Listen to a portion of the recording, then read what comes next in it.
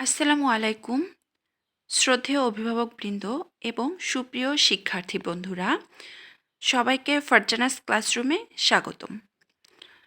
যারা পঞ্চম শ্রেণীর শিক্ষার্থী রয়েছ তোমাদের পর্যায়ক্রমে আমি ইংলিশ ফর টুডে বইটি সলভ করে দেব। সাথে আছি আমি ফারজানা হক, সহকারী শিক্ষক, বড় আলমপুর সরকারি প্রাথমিক বিদ্যালয়, পীরগঞ্জ, রংপুর। চলো আমরা আওয়ার স্কুল গার্ডেন ইউনিট 2 এই টেক্সটের কিছু এক্সারসাইজ সলভ করে আসি। শিক্ষার্থী বন্ধুরা দেখো 3.1 language focus, common noun and collective noun. এখানে নাউনের দুটি প্রকার সম্পর্কে আলোচনা করা হয়েছে।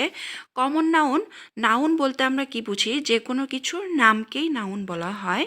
এখন কমন নাউনটা হবে যে কোনো কিছুর সাধারণ নাম, যে কোনো কিছুর সাধারণ নামকেই কমন নাউন বলা হয়। এবং কালেকটিভ নাউন দ্বারা বোঝাবে সমষ্টিবাচক নাম। দেখো এখানে কি দেয়া হয়েছে, look at the words school, garden, flower, plant in the text. তোমার টেক্সট পড়ার সময় এই ওয়ার্ডগুলো তুমি পেয়েছিলে। দেস আর কমন নাউন। বিদ্যালয়, বিদ্যালয় সকল বিদ্যালয়, এখানে সব রকমের বিদ্যালয়কে বোঝানো হয়েছে। এরপর বিদ্যালয়ের আলাদা নির্দিষ্ট নাম থাকবে। বাগান, সকল বাগানকেই বুঝিয়েছে বাগান দ্বারা, বাগানের সাধারণ নাম বাগানই হয়। ফ্লাওয়ার, সকল ফুলকে বোঝানো হয়েছে ফ্লাওয়ার দ্বারা। এরপর ফ্লাওয়ারের বিভিন্ন নাম হতে পারে। প্লান্ট, চারাগাছ। ঠিক আছে বন্ধুরা, এগুলো কমন নাউন। দেখো, a common noun refers to a general name of an object, place, group or item. কি বলা হয়েছে, কমন নাউন দ্বারা তোমার নির্দিষ্ট যে কোনো কিছুর, যে সেটা হতে পারে বিষয়, স্থান, দল, এগুলোর সাধারণ নামকেই বোঝানো হবে। Examples of common nouns. এখন আমরা এই কমন নাউনের কিছু উদাহরণ দেখে আসি। দেখো, I bought a pen yesterday. এটি কমন অবজেক্ট। পেন কলমের সাধারণ নামকে বোঝানো হয়েছে, কলমের সাধারণ নাম pen. Common object, I bought a pen, এই পেনটা এখানে অবজেক্ট হিসেবে বসেছে।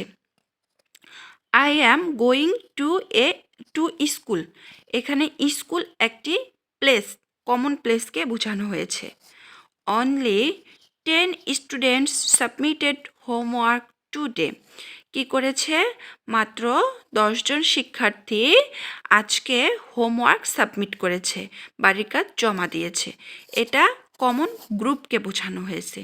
স্টুডেন্টস 10 জন শিক্ষার্থী, common group. The car is out of fuel, এখানে কমন আইটেমকে বোঝানো হয়েছে। শিক্ষার্থী বন্ধুরা again look at the words. পুনরায় এই শব্দগুলোর দিকে তাকাও। দেখো, swarm, flock, group, set used in the text. তোমাদের যে টেক্সটে এগুলো ব্যবহৃত হয়েছিল, আমরা কি পড়েছিলাম, এর সোয়ার্ম অফ বাটারফ্লাইস পেয়েছিলাম না, এ গ্রুপ অফ ফ্রক্স পেয়েছিলাম, ফ্লোক অফ বার্ডস পেয়েছিলাম, এ সেট অফ গার্ডেনিং টুলস পেয়েছিলাম। দেস আর নেমিং ওয়ার্ডস, এগুলো কিছু নাম বুঝিয়েছে। দেখো, they indicate a group of animals, people and objects, এগুলো কি নির্দেশ করে, গ্রুপ অফ অ্যানিমেলস। দেখো, অ্যানিমেলস, অ্যানিমেলস হচ্ছে প্রাণীর দল। দেখো, প্রাণীর দল দ্বারা কি বোঝানো হয়েছিল, আমরা কি পেয়েছিলাম, গ্রুপ অফ ফ্রক্স পেয়েছিলাম।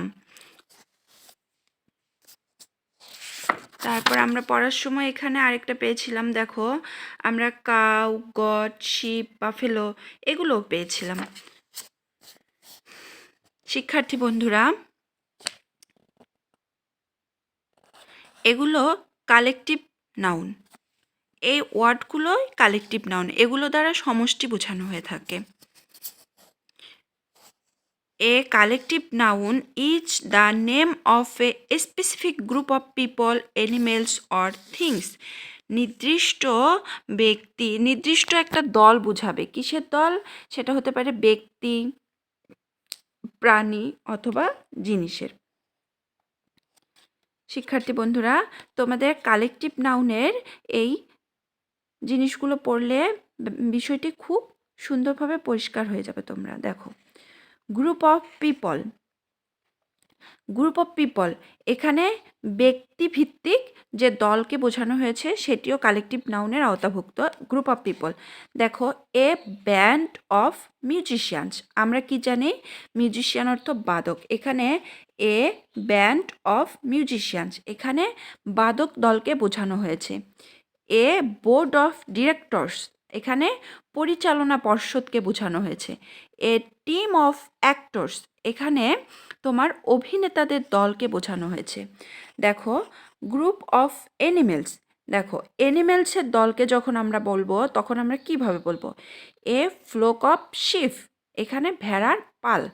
এ হার্ড অফ ডিয়ার, এখানে হরিণের পাল।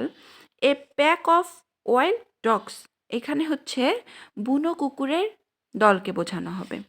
শিক্ষার্থী বন্ধুরা, তোমাদের পরীক্ষায় যখন আসবে এ ড্যাশ অফ শিপ, এখানে তোমরা ভুলেও হার্ড অফ শিপ দিতে পারবে না, ফ্লোক অফ শিপ দিতে হবে। আবার এ হার্ড অফ ডিয়ারের জায়গায় এ ফ্লোক অফ ডিয়ার দিতে পারবে না। তার মানে এই জিনিসগুলো খাতায় লিখে লিখে তোমাদেরকে মুখস্থ রাখতে হবে এখন থেকেই। শিক্ষার্থী বন্ধুরা, এবার দেখো গ্রুপ অফ থিংস। দেখো, এখানে জিনিসের দলকে জিনিসের যে সমষ্টি সেটা বোঝানো হয়েছে। এ পেয়ার অফ শুজ, কি বলা হয়েছে? জুতা। A pair of shoes. দেখো, এ ফ্লিট অফ শিপস, জাহাজের বহরকে বোঝানো হয়েছে। অনেকগুলো জাহাজ যখন একসাথে রাখা হবে সেটাকে বোঝানো হয়েছে a fleet of ships. A bunch of flowers, ঝুড়ি ভর্তি ফুল। অনেকগুলো ফুলকে যখন ঝুড়িতে রাখা হয় তখন সেটাকে বলা হবে এ বাঞ্চ অফ ফ্লাওয়ার্স। শিক্ষার্থী বন্ধুরা, বারবার করে বলছি, টেক্সট পড়ার সময় যে বোল্ড ওয়ার্ডগুলো থাকবে সেই ওয়ার্ডের পুরো লাইনটি খুব সুন্দরভাবে মুখস্থ করে যাবে। তাহলে কি হবে, পরবর্তী পর্যায়ে তোমাদের যেহেতু ল্যাঙ্গুয়েজ ফোকাসের উপরে জোর দেওয়া হয়েছে, তার মানে তোমরা ইংলিশে কথা বলার সময়ও এই জিনিসগুলো খুব সুন্দরভাবে ব্যবহার করতে পারবে। শিক্ষার্থী বন্ধুরা দেখো, 4.1-এ কী বলা হয়েছে?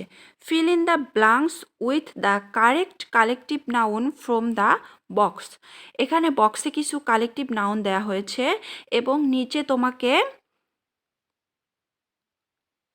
এই সেন্টেন্সগুলোর যে শূন্যস্থান দেওয়া রয়েছে সেগুলো তোমার বক্স থেকে ওয়ার্ড নিয়ে ফিল আপ করতে হবে। দেখো, a dash of people is working in the field.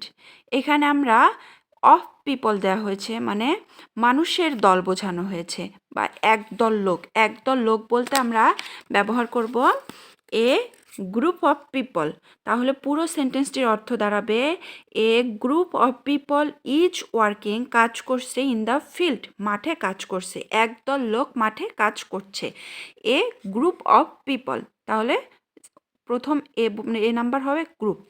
এরপর বিতে হবে we saw a dash of butterflies flying over the flowers.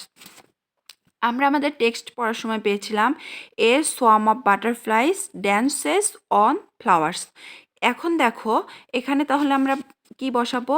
We saw a swarm of butterflies, তাহলে বি নাম্বার হবে swarm of butterflies flying over the flowers. C দেখো, there is a of birds on the trees. গাছে এক ঝাঁক পাখি। এক ঝাঁক পাখি আমরা কি পড়েছিলাম টেক্সটে? ফ্লোক অফ বার্ডস, তাহলে ছিতে বসবে ফ্লোক। এরপর দেখো D number, we used a of gardening tools to clean the garden. আমরা গার্ডেন পরিষ্কার করার সময় কি পেয়েছিলাম?